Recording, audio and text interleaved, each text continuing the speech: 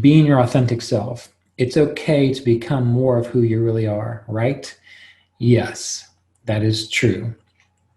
Be who you are. Be honest with yourself about what your needs are. Be honest with yourself about what your integrity should look like, and then do your best to live that while being adaptable to growing. Meaning, from my own life, things that I thought I could do or wanted to experience that I felt was truly me, I would explore those. And some of those I found were true. Yes, that is accurate in regards to this expression of the divine consciousness in this world that we all are, a facet of it. And there were other things that I found where, yeah, that was really dumb and that was a waste of time. But it wasn't a waste of time because it allowed me to see, don't do this in the future because it's not who you really are. So being your authentic self is giving yourself permission to know and feel what you know yourself to be right now, embracing that, living with integrity in that, and then being adaptable and adaptable is probably better, adaptable as you go, so that you can really truly kind of sculpt off those things which aren't necessary and perfect that form of this particular variation of the authentic self. And if you can do that, then when you get to the end of your life, you're going to be all right because you've done your best. And that is really, that's really the work of Kriya Yoga. Meditation techniques are tools to give you the capacity to be reflective, to have a greater sense of a greater viewpoint, a greater vantage point, so that you can really maybe see what's going on from a bird's eye view. The yamas and niyamas, all the things that you train yourself to do, all of that is useful and supportive to this life. So you're not here to escape. You're here to engage it. And it's the Kriya Yoga practices which help you engage it. Because if you can engage this right now, so this right now, meaning what you're going through, what you're experiencing right now, that is right now, which means that in 10 minutes, you can probably engage that, which means in 2 years, you can probably engage that now as well. In 10 years, you can engage that. When it comes time to die and leave the body, you've been present all these times, so you can also engage that. And then once the body has dropped, you're still present, so you can engage that. So you see, the whole process is to bring you to this now experience so that you are engaged now. Not with getting anywhere. It's all about, can you be engaged right now appropriately? If you can be engaged in every moment appropriately, that's all you need to know how to do. Then you know everything. Then you know everything. Even if that means messing up, suffering, failing, and getting back up. If you know how to do that, and you can experience it and see it, great. You will be all right for infinity, because that now will exist for infinity. And whether you're here in this human body or you reincarnate as some 3-headed alien on a planet in a distant galaxy where there's a whole other set of things to learn, you've already got the experience. You know how to be in that 3-headed alien right now, deal with it, move on. Or if you want to withdraw your awareness and fully and completely release your attachments to the personality, mind, body, the need for reincarnation to fulfill desires, you can learn to do that now and abide there and then see what happens. So this is the ideal. Okay, so next question. So being in the present, not worrying about the future, afraid about the past. To be engaged in the now means to know what I'm doing specifically, kind of feel what I'm doing. No, it just means to be engaged in the now. You may or may not know what you're doing, but as long as you're doing your best, then you're engaged in the now. Being in a situation where you really don't know what the hell you're doing and you're just trying things, as long as you're being honest about yourself, you know, I need to figure something else out here, and you're trying. Well, as long as you are now recognizing that state that you're in and you're participating in it, not getting caught up in it, but participating in it, seeing what happens, like an experiment. So you can approach this idea of truth or knowing what you're supposed to be doing a few different ways. One is develop the sense of, I do know what I'm doing. I am attuned to the wholeness of life. This does make sense. And that's been something I've spent a lot of time doing. Then you will find that one way or the other, everything that you do, as you look back in time, it kind of locks together. You do see how it fit together. Or there are times when you just don't know what you're doing, and it's okay because you're just experimenting. Try this, try that, see how it works, see what doesn't work. You use your mind, put things together, and grow in that way. That's also an okay way to do it. So we're not saying that it's bad if you're in a situation where you have absolutely no idea what to do, and your only option is shoot in the bucket and see if you hit a fish. It's okay to do that from time to time. But it's the bigger picture things that are consistent that you need to start getting in that sense of you are aligned to the whole. There's a reason Yogananda, Roy Eugene Davis, these teachers, they would often talk as though they were in a flow of grace because they invited that feeling. And then whatever happened within their life was usually able to be interpreted as a flow of grace. And you'll see this in people. Just observe people. Observe the people who jump from one thing to the other, make one mistake after the other, tell you they're confused, tell you they don't know what they're doing.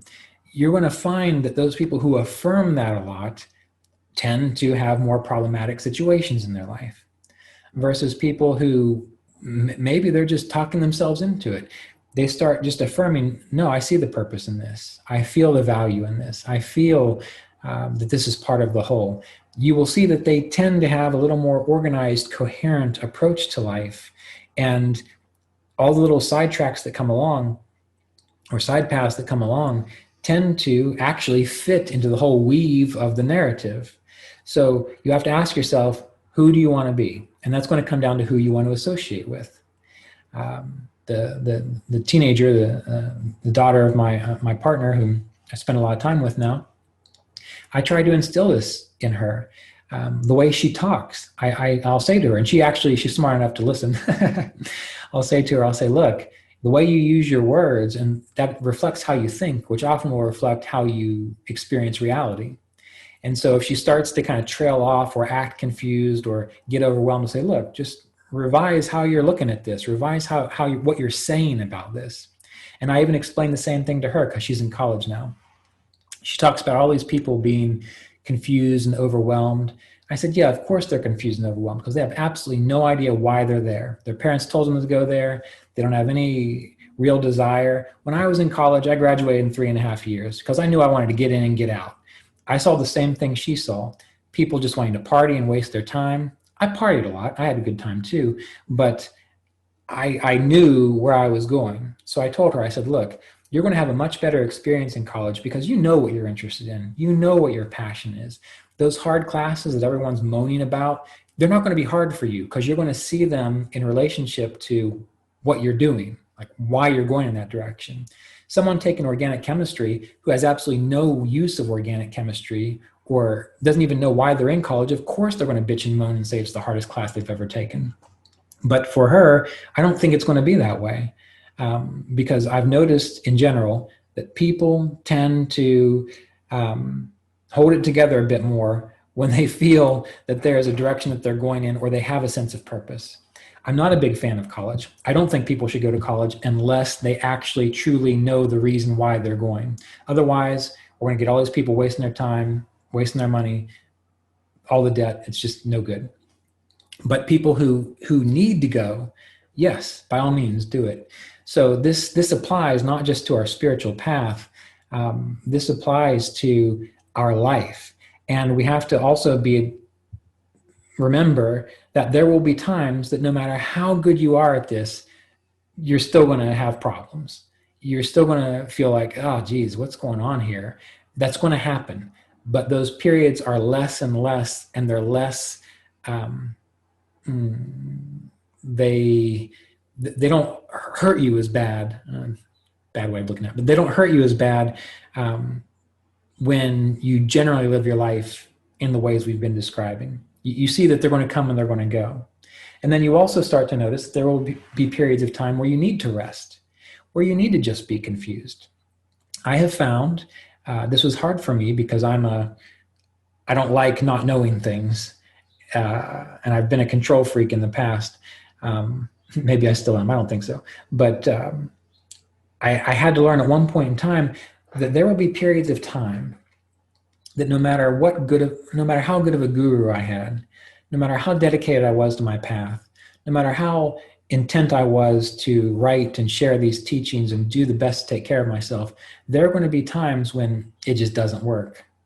And I learned during those times, I'm just not going to do anything. I'm just going to stop. I'm just going to sit back.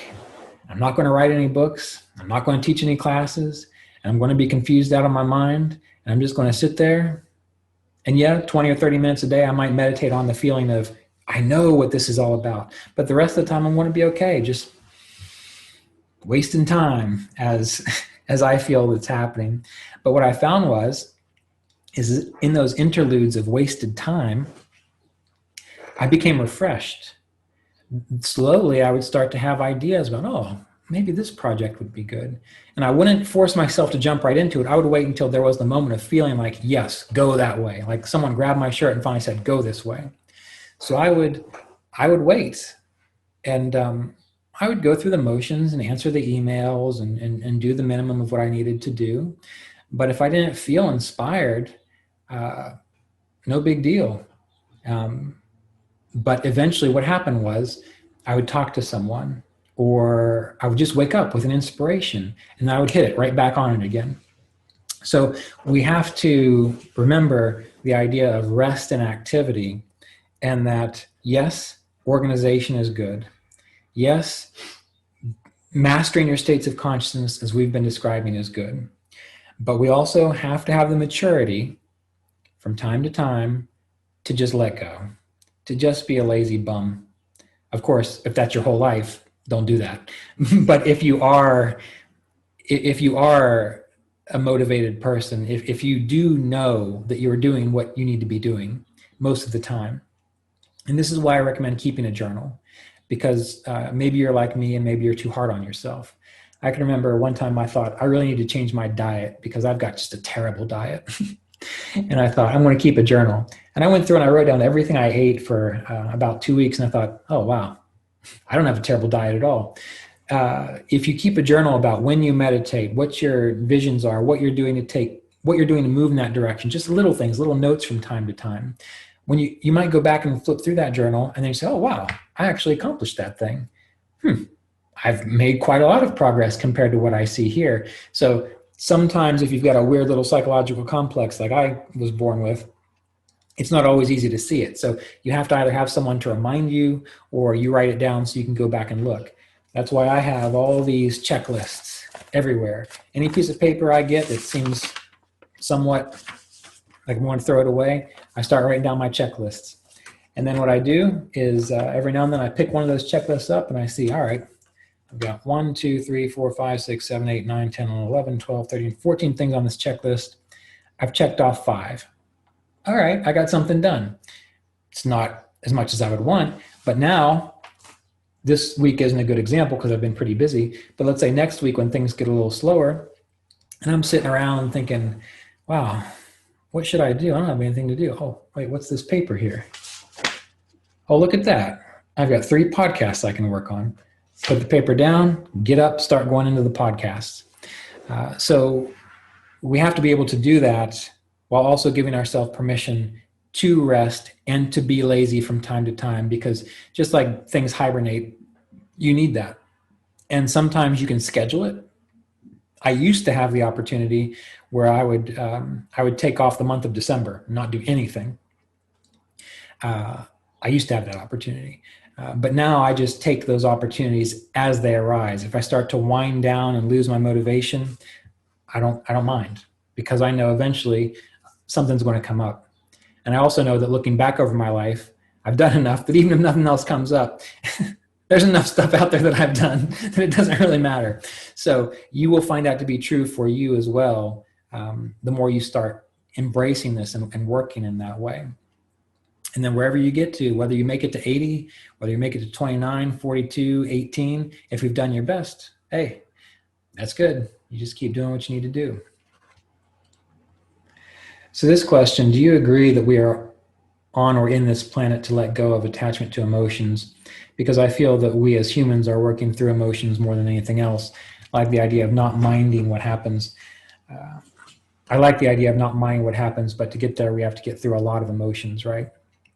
We're just in a weird time where emotions are either suppressed or over dramatized. We don't have a healthy relationship with emotions.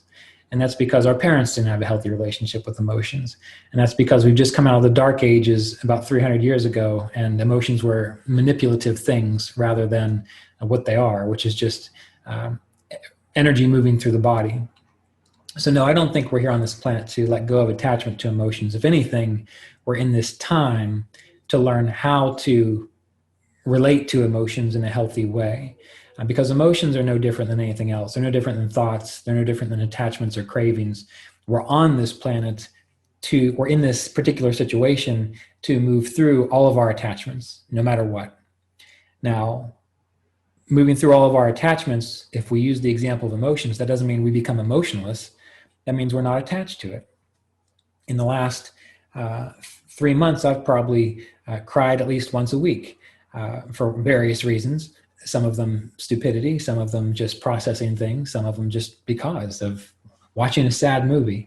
But they just passed through, and they didn't define me. We learn to deal with emotions in that way. The same thing with thoughts. Thoughts aren't meant to define us. They can arise and they can fall. It's when we take them too seriously. So you might have more work to do on emotions just because of how you